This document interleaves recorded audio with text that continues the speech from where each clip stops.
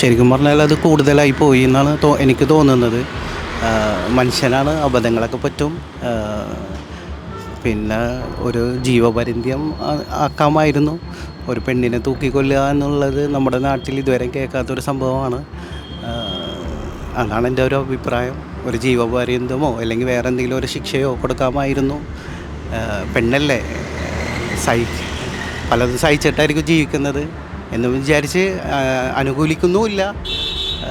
അതാണ് എൻ്റെ അഭിപ്രായം. അതിലൊന്നും ഒരു രക്ഷപ്പാടും ഇല്ല, ഒരു രക്ഷപ്പാടും കിട്ടില്ല എന്നാണ് ഇതാകണത്. കൊടുക്കാൻ പാടില്ല. അർഹതയില്ലാത്ത തൂക്കിക്കൊല്ലണം, അതിന് അങ്ങനെ തന്നെ ചെയ്യണം. ഇല്ല, ഒരു പ്രായമില്ല. പ്രായം പരിഗണിച്ചിട്ടാണ് ഈ ആളിനെ സ്നേഹിച്ച് കൊന്നത്. അത് ചെയ്യാൻ പാടില്ലല്ലോ. അതാണ് അതിന് ആർക്കും അങ്ങനെ ഒരു ഇത് വരരുത്.